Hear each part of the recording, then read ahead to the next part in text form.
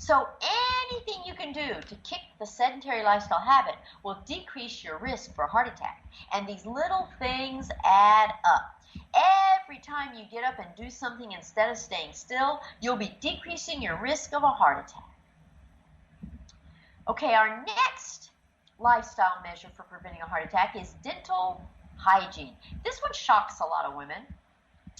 I've explained that gum disease, including tooth decay and cavities, increases your risk for a heart attack.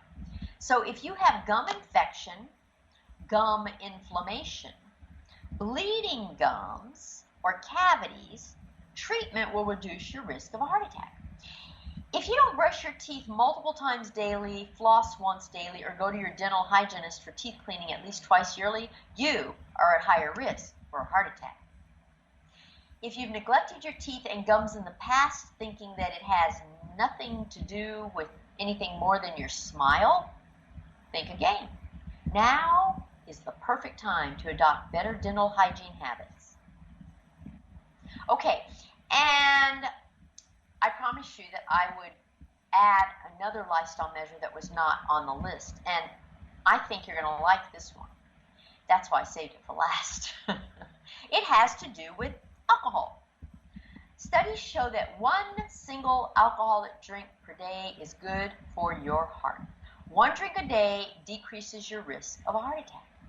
It does this by lowering your blood pressure and increasing your healthy HDL. So you've probably heard that a glass of red wine daily is good for you. This is the specific thing for which it has benefits: your heart. But there are caveats. The first caveat is that only one 8-ounce drink is beneficial, not 2 or 3 or more. If you're drinking more than 1 glass of wine per day, you are erasing the benefit. In fact, more than 2 drinks per day, even when you have 2 alcohol-free days per week, actually increases your risk of a heart attack.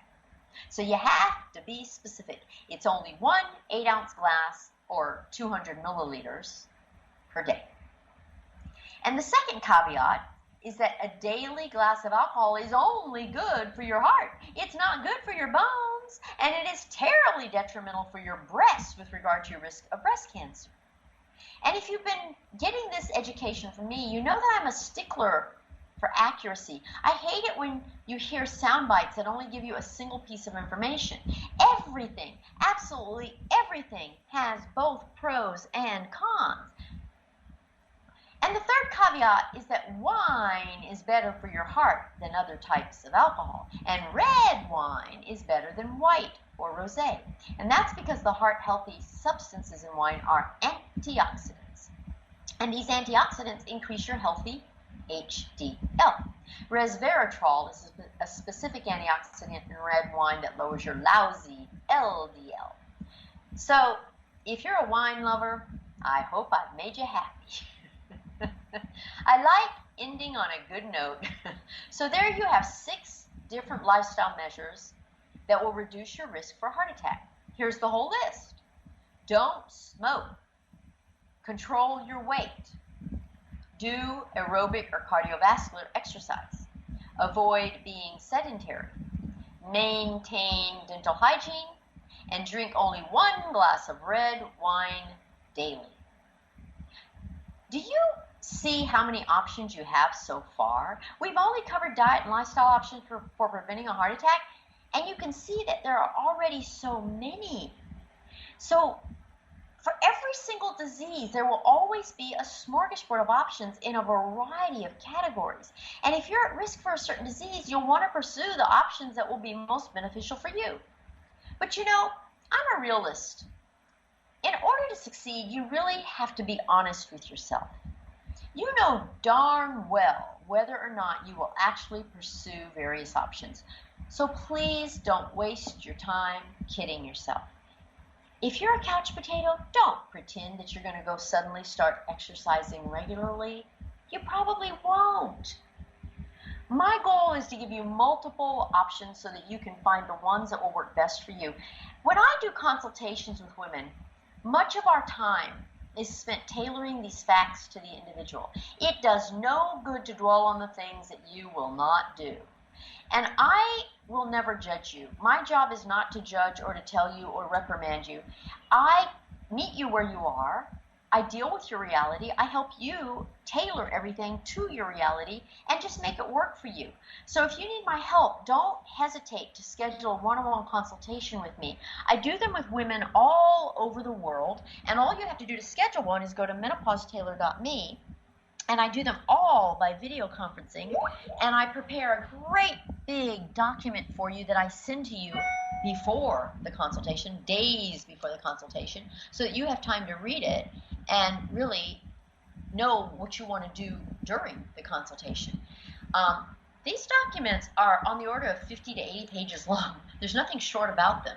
And I basically give you the whole menopause education so that you can then use your consultation to really make some good progress, some good decisions, and use it efficiently. And women absolutely love these consultations. So if you want to have me help you tailor any and all of this information to you and really find the options that work the very best for you in your own lifestyle with your reality, the consultation is the way to do it. You can listen to these podcasts all day long. You can look at videos all day long. You can read the book. None of those tailor it specifically to you. And what's great about a consultation is, we all have a tendency to focus in on some things and forget or ignore others. In a consultation, I make sure that you keep everything in perspective. I make sure you keep your eye on the ball. What are your goals? What are the ways we can meet your goals? And the bottom line is that there are many different ways to meet goals. And the key is you're you, and you have to do everything that's right for you. And it doesn't matter what anyone else is doing. No one else's opinion matters.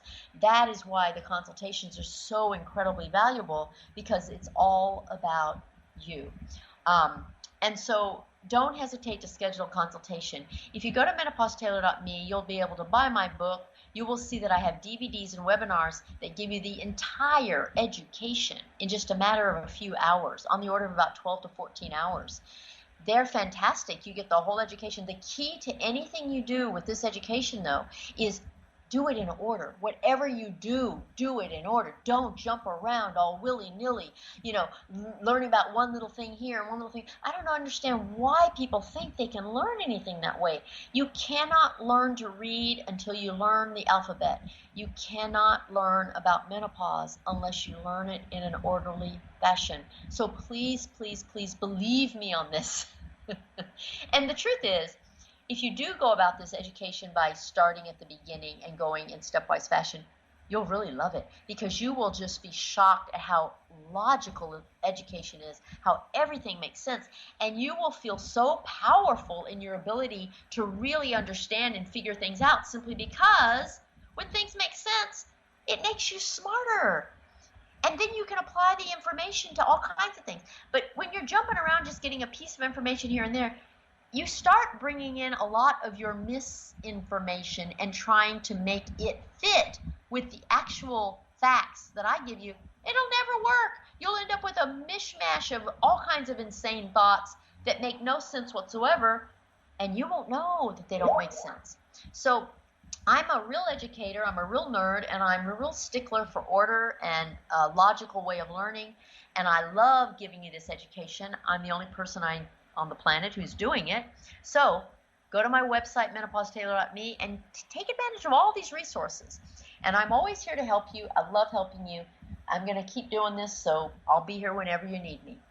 Come back for the next podcast. That's when I'm going to talk specifically about the exercise for preventing a heart attack.